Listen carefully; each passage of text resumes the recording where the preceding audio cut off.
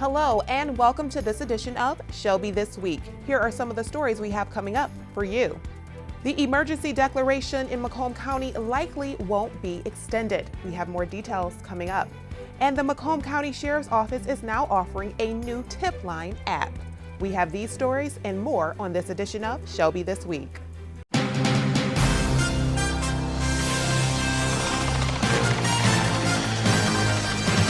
Macomb County has seen encouraging news in the number of COVID-19 cases over the last several weeks. As of today, 6,886 confirmed COVID-19 cases were reported in Macomb County, with 852 deaths. Data from the state of Michigan indicates that 32 new cases were reported in Macomb County the week of June 15th. That's compared to 1,275 new cases that were filed the week of March 30th. The reduced number of cases led Macomb County Executive Mark Hackel earlier this month to announce that he would not seek an extension of Macomb County's state of emergency, a declaration which has been in place since March 30th. The Macomb County Board of Commissioners was expected to consider the issue at its meeting on June 25th. Pending a reversal in COVID-19 cases trending downward, Hackel did not ask the Macomb County Board of Commissioners to extend the emergency. There is a new service offered by the Macomb County Sheriff's Office that will allow residents to find information, see alerts, and send anonymous tips directly to the Sheriff's Office, all from your smartphone. The Macomb County Sheriff app has been developed by Tip 411, and you can download it for free via the iTunes App Store or the Google Play Store. Tips can also be seen via text message or through a website directly to the Sheriff's Office to provide multiple channels for law enforcement to reach out to the community. Tipsters will remain completely anonymous while also being able to engage in a two-way conversation with the Macomb County Sheriff's Office about their tip. Without the mobile app, tips can be submitted by texting MCSO to 847-411 or through sheriff.macombgov.org. The app is not to take place of residents making reports or calling for help in emergencies. Residents should always call 911 in emergency situations or contact dispatchers directly by calling 586-469-5151 to make a non-emergency report. And there's good news for those that are anxious to get back into the gym. Indoor gyms can now reopen this Thursday, June 25th. A federal judge has ruled that indoor gyms in the state of Michigan can reopen this week. This is a major ruling for gym owners and Michigan residents who wanted to get back into the gym to exercise. The ruling was made by U.S. District Judge Paul Maloney and the Western District of Michigan after a lawsuit was filed by the League of Independent Fitness Facilities. The judge granted a preliminary injunction against Governor Whitmer's executive order that closed gyms all across the state. Gyms will have to make sure that employees and customers follow social distancing protocols. Still ahead on Shelby This Week, Medical Weight Loss Clinic has seen an increase in patients after quarantine. We have more coming up. And the Macomb County Public Works is suing wipes manufacturers. Stay with us for more Shelby This Week. Hey!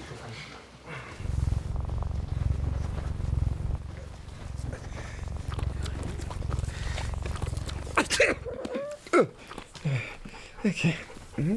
If you love me enough to tolerate my perfect little pets and all their glorious dander, then of course you'll visit nhtsa.gov/the-right-seat to make sure I'm in the right car seat.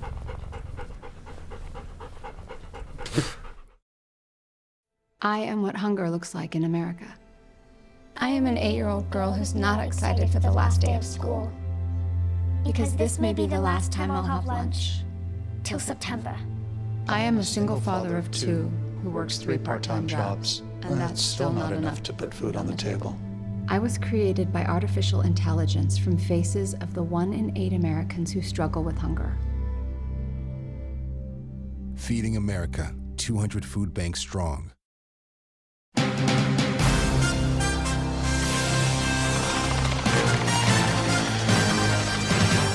A number of people have gained weight during the stay home, stay safe order. And after weeks of spending in quarantine, trying new recipes, watching television, and of course, snacking, it was bound to happen. But now that the stay home, stay safe order has been lifted, for many, it's time to lose the weight. The quarantine 15 is a real thing. Our phones have been ringing off the hooks right now with returning patients and also with new patients wanting to take advantage of getting rid of that weight.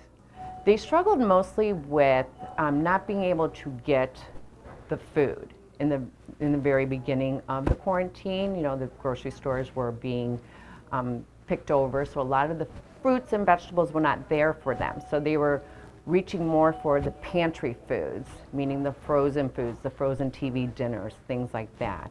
We use regular grocery store foods. We are going to teach you how to go out there and shop at the grocery store to pick those right foods for you.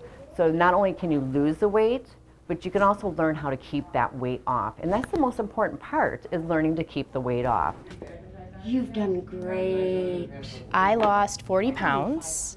I gained about 10 pounds during quarantine. It was because I had less access to the fresh vegetables, the fruit.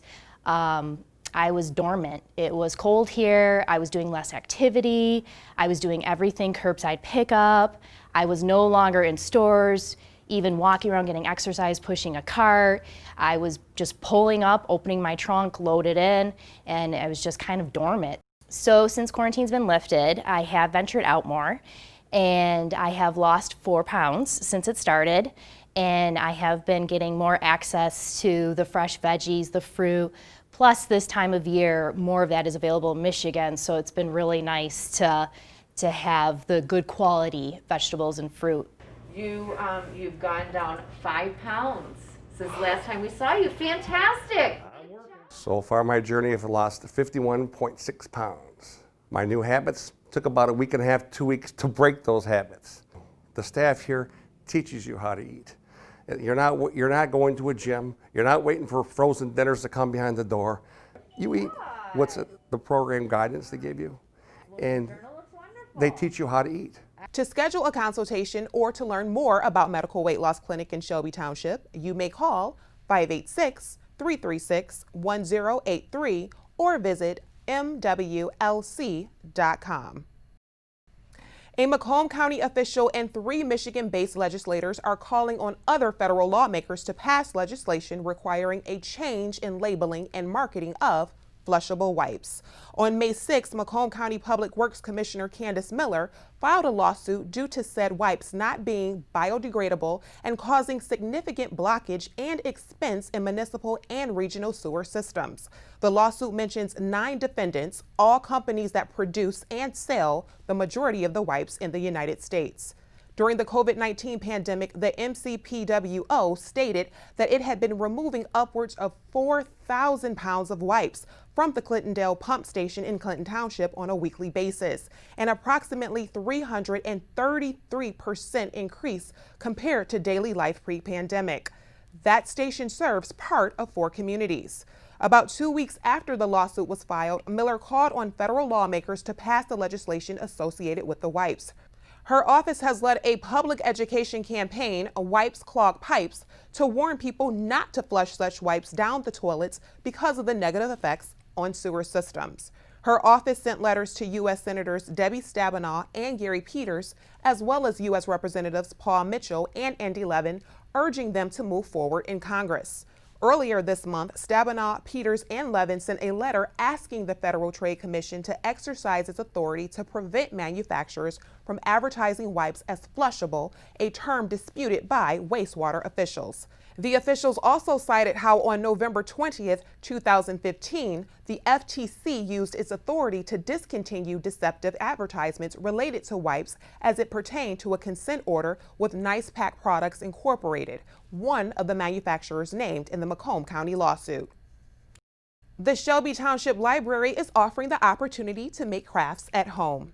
Check out the library's Facebook page at 1:30 p.m. each Wednesday to make a fun craft. You can get a supply kit from the library while supplies last, or use supplies that you may have at home. 1 kit is allowed per child and per family. For more information, you may visit ShelbyTWPLIB.org. Coming up next, the Humane Society of Macomb is hosting a kids' summer camp. We have more details coming up. And Freedom Hill has kicked off their drive-in movies this summer. Stay with us for more Shelby This Week. My mother was always very familiar with her neighborhood, but one day she stopped at the stop sign for much longer than usual. And she didn't know whether she should go forward or turn, and she wasn't even really sure where she was at. It was very unsettling for her. I felt so much better after my son told me, "Mom, I don't want you to worry or be afraid. I'll be there for you, and we'll figure it out."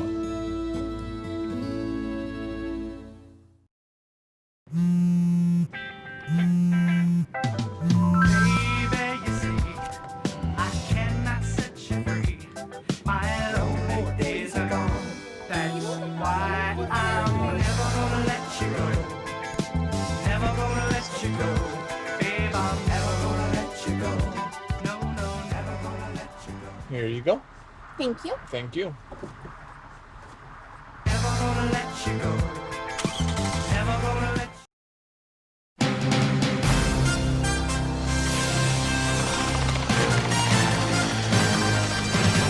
The Humane Society of MACOMB in Shelby Township is offering their first summer camp program.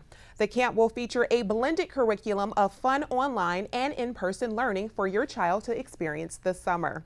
Children will engage in hands-on learning about animals, including domestic pets, barnyard, wildlife, and exotic, as well as environmental conservation. The summer camp starts on July 6th, and for more details and to sign up, you may visit humanesocietyofmacomb.org/learning and camps. The Macomb County Drive-In at Freedom Hill has kicked off its drive-in movies this summer. Freedom Hill in Sterling Heights is now hosting movies on the big screen until June 28th. Their showings include The Hidden World and The Lion King. The virtual esophageal cancer walk and run will take place this weekend. Participants can decide if they would like to walk or run either on Saturday, June 27th or Sunday, June 28th. There are 2 ticket options to choose from. You can purchase the t-shirt tickets, which is $30, which allows you to participate in the virtual event and receive a t-shirt.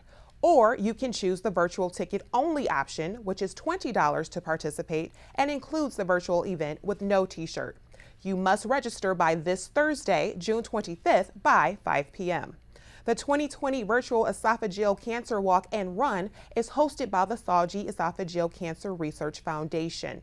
The event can take place in your neighborhood, on a trail, bike path, track, by the ocean, sea, river, or wherever you like to walk or run. It's important to remember that by participating in the virtual event, that you must still take in accordance all social distancing guidelines in your community and not participate in populated areas. To register for the event or for more information, you may visit ShelbyVirtualWalkRun2020.eventbrite.com. That's all we have for this edition of Shelby This Week. Remember, you can always watch us on Facebook and just search ShelbyTV. We will leave you with more scenes from patients at Medical Weight Loss Clinic that are beating the Quarantine 15 weight gain. Enjoy and thank you for watching.